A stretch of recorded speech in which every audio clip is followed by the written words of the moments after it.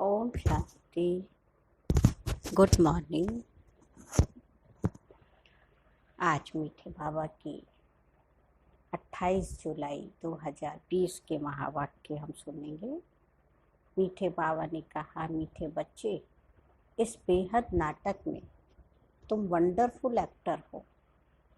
यह अनाद नाटक है, इसमें कुछ भी बदली नहीं हो सकता।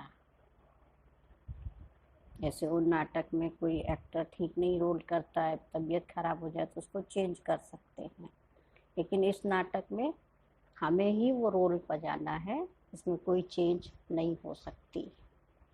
प्रश्न है, बुद्धिमान दूरंदेशी बच्चे ही किस गुह्य राज को समझ सकते हैं?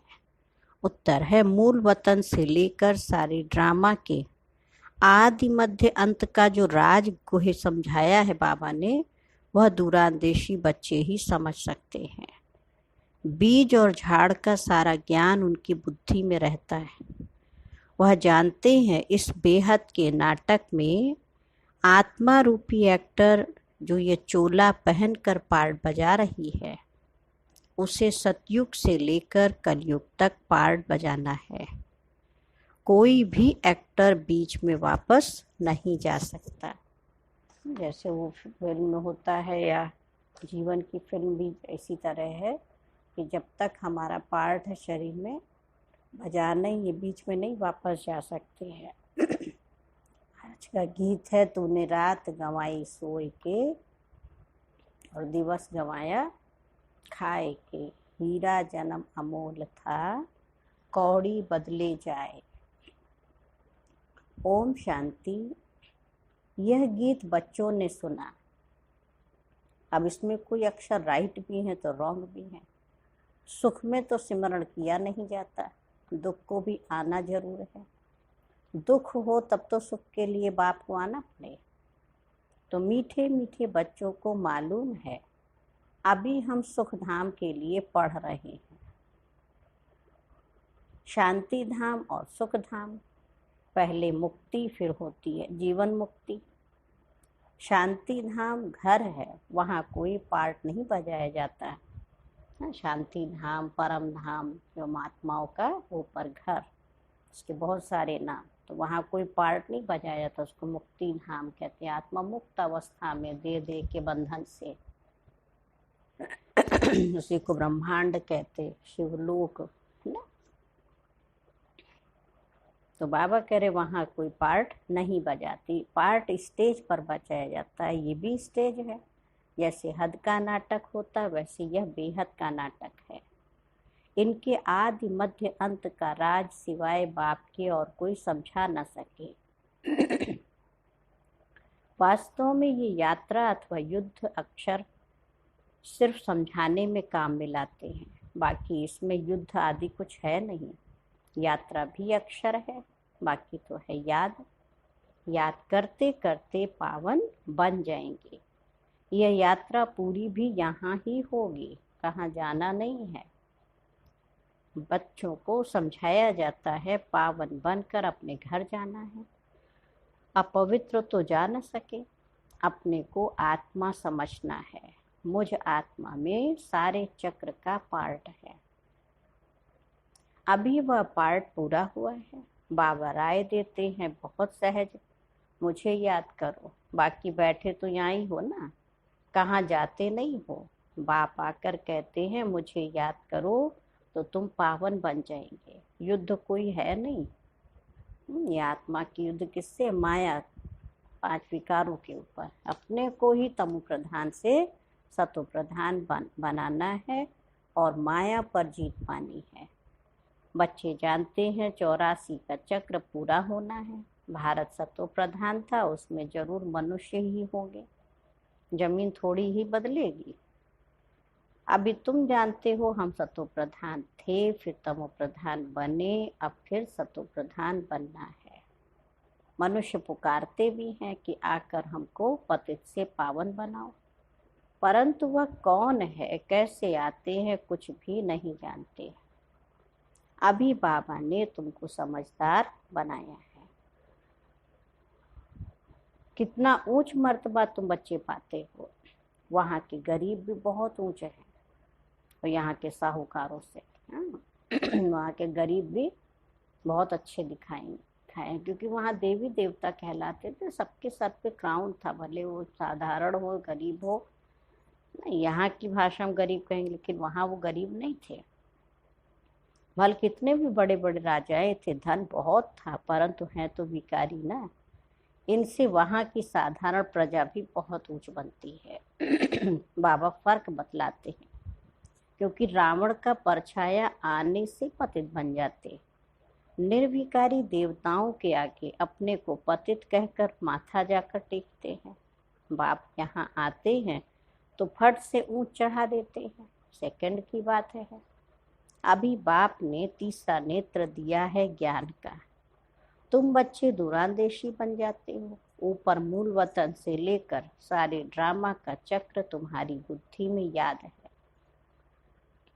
जैसे हद का ड्रामा देखकर फिर आए सुनाते हैं ना, क्या क्या देखा, बुद्धि में भरा हुआ है जो वर्णन करते हैं। आत्मा में भर कर आते हैं, फिर आकर डिलीवरी करते हैं। आत्मा में ज्ञान की बातें सब देखते हैं, वर्णन करते, फिर आके जैसे दादियाँ थी तो साक्षात्कार करती थी। स्वर्ग कैसा होगा, परम धाम कैसा है। बाबा ने भी देखा, दादियों ने भी बहुत साक्षात्कार किए, फिर आके उस ज्ञान की डिलीवरी करी। अब ये फिर जैसे वो होती ना, तो ऐसे यहाँ पर भी बाबा कह रहे बेहद की बातें हैं। तुम बच्चों की बुद्धि में इस बेहद ड्रामा के आदि मध्य अंत का राज रहना चाहिए, जो रिपीट होता रहता है। उस हद के नाटक में तो एक एक्टर निकल जाता है तो फिर बदले में दूसरा आ सकता है। कोई बीमार हुआ तो उनके बदले फिर दूसरा ऐड कर देंगे। ये तो चैतन्य ड्रामा है, इसमें जरा भी अदली बदली नहीं हो सकती। तुम बच्चे जानते हो हम आत्मा है, यह शरीर रूपी चोला है जो पहनकर हम बहुरूपी पार्ट बजाते हैं। नाम रूप देश फीचर्स बदलते जाते हैं। एक्टर्स को अपनी एक्ट का तो मालूम होता है ना, तो बाप बच्चों को ये चक्र का राज तो समझाते रहते हैं। सतयुग से लेकर कलयुग तक आते हैं, फिर जाते हैं, फिर नए सिर आकर पार्ट बजाते हैं। इनकी डिटेल समझाने में टाइम लगता है। बीज में भल नॉलेज है, फिर भी समझाने में टाइम तो लगता है ना। तुम्हारी बुद्धि में सारा बीज और झाड़ का राज है, सो भी जो अच्छे समझदार बुद्धिमान है वही समझते हैं कि इनका बीज ऊपर में है। कल वृक्ष देखते हैं ना, परमधाम का भी देखेंगे तो बीज बाबा ऊपर है। कल वृक्ष ये जो मनुष्य सृष्टि का, तो इसमें भी दिखाया, देखो झाड़ उल्टा है, तो बीज बाबा ऊपर है, हम सब नीचे हैं। तो इनकी उत्पत्ति, पालना और संहार कैसे होता है, इसलिए त्रिमूर्ति भी दिखाया। ये समझानी जो बाप देते हैं और कोई भी मनुष्य दे न सके। जब यहाँ आए तब पता पड़े, इसलिए तुम सब कहते हो कि यहाँ आकर समझो। कोई कोई बहुत कट्टर होते हैं तो कहते हमको कुछ सुनना नहीं है। हाँ, वो अपने धर्म में पक्के होते तो नहीं सुनते हैं, तो बाबा कहते हो कहीं हमें सुनना ही नहीं है। कोई फिर सुनते भी हैं, कोई लिटरेचर लेते, कोई नहीं लेते। तुम्हारी बुद्धि अभी कितनी विशाल दूरांदेशी हो गई है। तीनों लोकों को तुम बच्चे जानते हो। मूल वतन जिसको निराकारी दुनिया कहा जाता है, बाकी सूक्ष्म वतन का तो कुछ भी पता नहीं है। तो कुछ बाद में फिर नहीं रहता ना, केवल संगम युग पर ही बाबा ने सूक्ष्म वतन बनाया है बच्चों से मिलने के लिए। कनेक्शन सारा है मूल वतन और स्थूल वतन से। बाकी सूक्ष्म वतन तो थोड़ा टाइम के लिए है।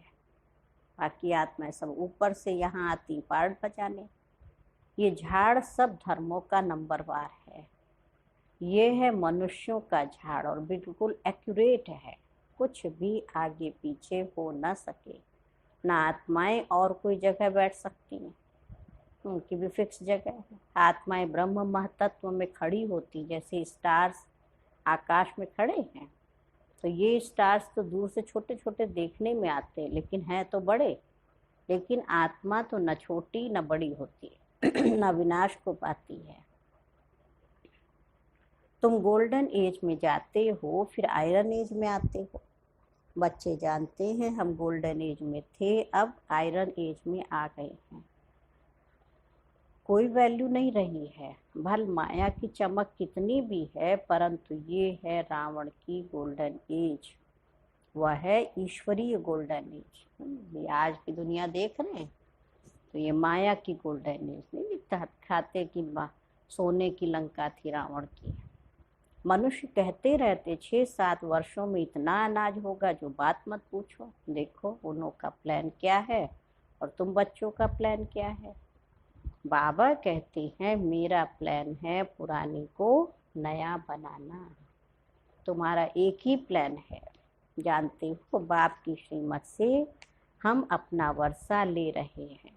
बाबा रास्ता बताते हैं, श्रीमत देते हैं, याद में रहने की मत देते हैं। तो मत अक्षर तो है ना, संस्कृत अक्षर तो नहीं बाप बोलते हैं। बाप तो हिंदी में ही समझाते रहते हैं। भाषाएं तो ढेर है ना, इंटरप्रेटर भी होते हैं जो सुनकर फिर सुनाते हैं। कितनी भाषाओं का ट्रांसलेशन करने वाले भी होते हैं।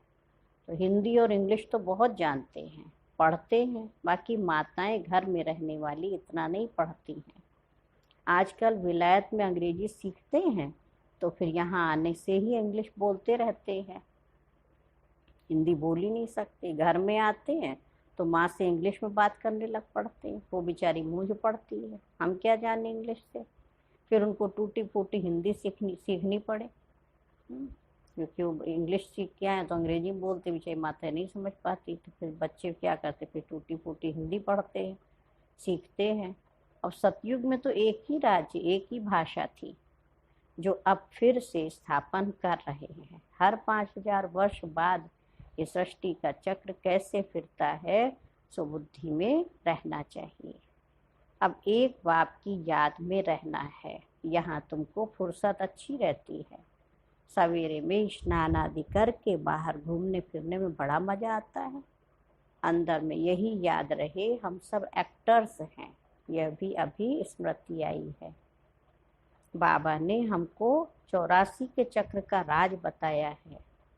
हम सतो प्रधान थे, ये बड़ी खुशी की बात है ना। सतयुग में आत्मा सतो प्रधान थी। बाबा के लिए बहुत खुशी की बात है। तो सोचना चाहिए, मनुष्य घूमते फिरते हैं, उनकी कुछ भी कमाई नहीं है, और तुम तो बहुत कमाई करते हो। ये आत्मा की कमाई हो रही है। बुद्धि में चक्र भी याद रहे, फिर बाप को भी याद करते रहो। चक्र कौन सा, सृष्टि चक्र। कैसे हम सतो प्रधान थे, देवी देवता थे, श्री लक्ष्मी नारायण जैसे थे, फिर धीरे धीरे हम ही आत्मा नीचे गिरावट में आ गए। बाबा कहते ये चक्र बुद्धि में याद रहे। कमाई करने की युक्तियां बाबा बहुत अच्छी अच्छी बताते हैं। जो बच्चे ज्ञान का विचार सागर मंथन नहीं करते हैं उनकी बुद्धि में माया खिटखिट करती है ना। उन्हें ही माया तंग करती है। या तो ज्ञान की बातें सोचेंगे, नहीं तो व्यर्थ बातें सोचेंगे। इसलिए बाबा कहते हैं मुरली की पॉइंट्स चिंतन करो, अंदर में यह विचार करो हमने कैसे चक्र लगाया। सतयुग में इतने जन्म लिए, फिर नीचे उतरते आए, अब फिर सतो प्रधान बनना है। बाबा ने कहा है मुझे याद करो तो सतो प्रधान बन जाएंगे। चलते फिरते बुद्धि में याद रहे तो माया की खिटखिट समाप्त हो जाएगी। तुम्हारा बहुत बहुत फायदा होगा। भल स्त्री पुरुष साथ जाते हो, हर एक को अपने सिर मेहनत करनी है अपना ऊंच पद पाने का। अकेले में जाने से तो बहुत मजा आएगा। तो बाबा क्या इतनी अच्छी अच्छी बातें समझाते। अपनी ही धुन में रहेंगे जो अकेले में तो अपना ही मस्ती में है, दूसरा साथ में होगा तो भी बुद्धि इधर उधर जाएगी। इसलिए बाबा कहते अकेले ही चिंतन करो। हाँ, घूमो गार्डन में और अच्छी बातें चिंतन करते रहो। है बहुत सहज, बगीचे आदि सब तो सब जगह है ना। इंजीनियर होगा तो उनका वही चिंतन चलेगा कि यहाँ पुल बनानी है, ये करना है, बुद्धि में प्लान आ जाता है। तुम भी घर में बैठो फिर भी बुद्धि उस तरफ लगी रहे। यह आदत रखो तो तुम्हारे अंदर यही चिंतन चलता रहे। पढ़ना भी है, धंधा आदि भी करना है, बूढ़े जवान बच्चों आदि सबको पावन बनना है। आत्मा को हक है बाप से वर्षा लेने का। बाबा ने कहा बच्चों को भी छोटेपन में ही ये बीज पड़ जाए तो बहुत अच्छा है। आध्यात्मिक विद्या और कोई सिखा ना सके। तुम्हारी ये जो आध्यात्मिक विद्या है यह तुमको बाप ही आकर पढ़ाते हैं। उन स्कूलों में मिलती है जिस्मानी विद्या और वह है शास्त्रों की विद्या।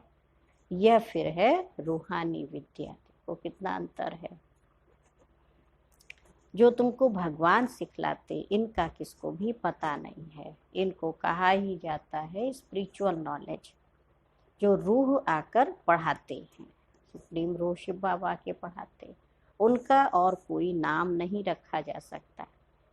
यह तो स्वयं बाप आकर पढ़ाते हैं। भगवान वाच है ना, भगवान एक ही बार इस समय आकर बच्चों को समझाते हैं। इसको रूहानी नॉलेज कहा जाता है। वह शास्त्रों की विद्या अलग है। तुमको पता है कि नॉलेज एक है जिस्मानी कॉलेज आदि की, और दूसरी है आध्यात्मिक शास्त्रों की विद्या, तीसरी है रूहानी नॉलेज। देखो, एक स्कूल की पढ़ाई जो पढ़ते हैं जिस्मानी कॉलेज की पढ़ाई, दूसरी आध्यात्मिक शास्त्रों की विद्या, और तीसरी ये रूहानी नॉलेज जो बाबा हम बच्चों को पढ़ा रहे हैं। वो भल कितने भी बड़े बड़े डॉक्टर ऑफ फिलॉसफी होंगे, परंतु उनके पास भी शास्त्रों की बातें हैं। और तुम्हारी तो ये नॉलेज बिल्कुल ही अलग है। ये स्पिरिचुअल नॉलेज जो स्पिरिचुअल फादर सभी आत्माओं का बाप है वही पढ़ाते हैं। उनकी महिमा है शांति सुख का सागर है। कृष्ण की महिमा बिल्कुल अलग है। गुण अवगुण मनुष्य में होते हैं जो बोलते रहते हैं। बाप की महिमा को भी यथार्थ रीति तुम बच्चे जानते हो, और वो तो सिर्फ तोते माफिक गाते रहते हैं, अर्थ कुछ भी नहीं जानते।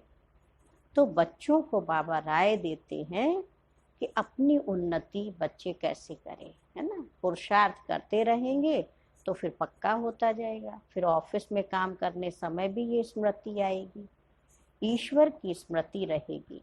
माया की स्मृति तो आधा कल्प चली है। अभी बाप यथार्थ रीति बैठ समझाते हैं। अपने को देखो, हम क्या थे और अब क्या बन गए हैं। फिर हमको बाबा ऐसा देवता बनाते हैं कि अभी तुम बच्चे ही नंबरवार पुरुषार्थ अनुसार जानते हो। पहले पहले भारत ही था, भारत में ही बाप भी आते हैं पार्ट बजाने। तुम भी आदि सनातन देवी देवता धर्म के हो ना, तुमको पवित्र बनना है, नहीं तो पिछाड़ी में आएंगे, फिर क्या सुख पाएंगे। भक्ति जास्ती नहीं की होगी तो आएंगे नहीं, समझ जाएंगे ये इतना उठाने वाला नहीं है। समझ तो सकते हैं ना, बहुत मेहनत करते हैं फिर भी कोई बिरले निकलते हैं, लेकिन तुम्हें थकना नहीं है। मेहनत तो करनी है, मेहनत बिगर कुछ मिलता थोड़े ही है, प्रजा बनती रहती है।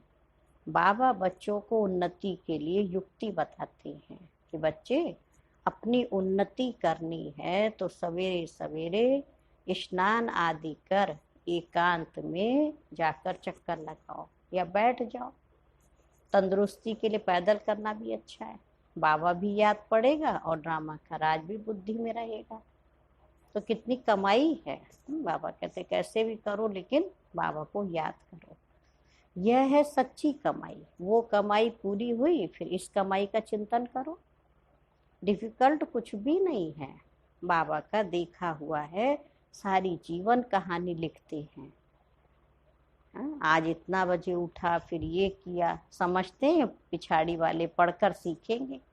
कई अपनी बायोग्राफी लिखते हैं ना, तो बड़े बड़े मनुष्यों की बायोग्राफी लोग पढ़ते हैं, बच्चों के लिए लिखते हैं, फिर बच्चे भी घर में ऐसे अच्छे स्वभाव के हो जाते हैं। तो अभी तुम बच्चों को पुरुषार्थ करके सतो प्रधान बनना है। सतो प्रधान दुनिया का फिर से राज्य लेना है। तुम जानते हो कल्प कल्प हम राज्य लेते हैं और फिर गंवाते हैं। तुम्हारी बुद्धि में ये सब है, ये है नई दुनिया, नए धर्म के लिए नई नॉलेज। इसलिए मीठे मीठे बच्चों को फिर भी समझाते हैं कि बच्चे जल्दी जल्दी पुरुषार्थ करो, शरीर पर भरोसा थोड़े ही है। आजकल मौत बहुत इजी हो गया है, वहाँ मृत्यु लोक में ऐसी मृत्यु कब होती नहीं है। बाबा कह रहे वहाँ अमर लोक में ऐसी मृत्यु कभी होती नहीं है ना। सतयुग में आजकल की तरह नहीं कि जब मन हुआ तो शरीर छोड़ दिया, किसी को कुछ भी हो जाए। बाबा कह रहे यहाँ तो बैठे बैठे कैसे मर जाते हैं। इसलिए अपना पुरुषार्थ करते रहो, जमा करते रहो अपना अकाउंट। तो उस सतयुगी दुनिया में चलने के लिए बाबा कहते पूरा पुरुषार्थ करना है। अच्छा, मीठे मीठे सिक्की लधे बच्चों प्रति माता पिता बाप दादा का याद प्यार और गुड मॉर्निंग। रूहानी बाप की रूहानी बच्चों को नमस्ते।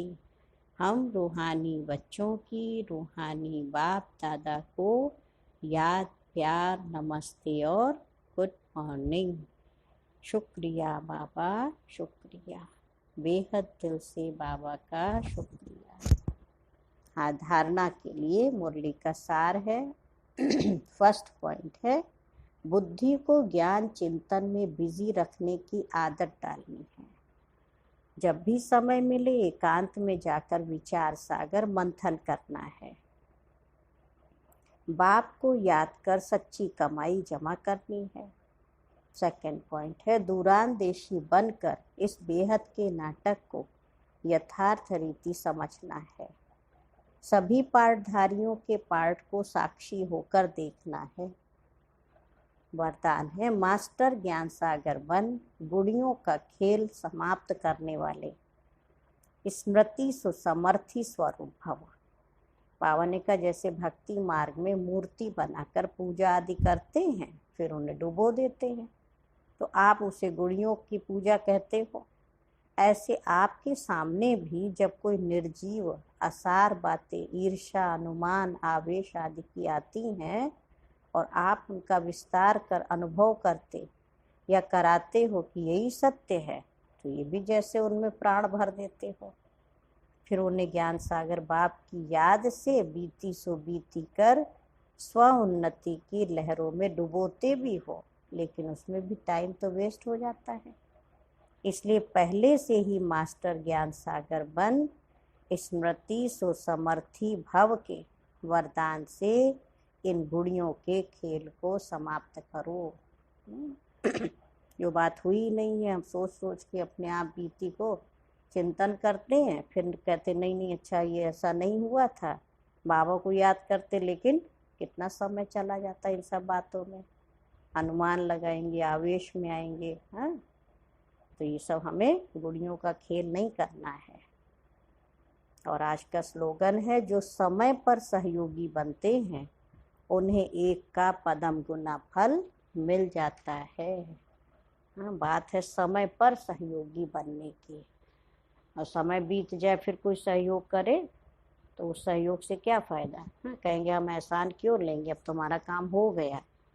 तो बाबा कहते हैं अभी ईश्वरीय कार्य में हम बच्चों को सहयोगी बन के पदम गुना भाग्य बना लेना है, अभी वो समय है। अच्छा, ओम शांति, ओम शांति, ओम शांति।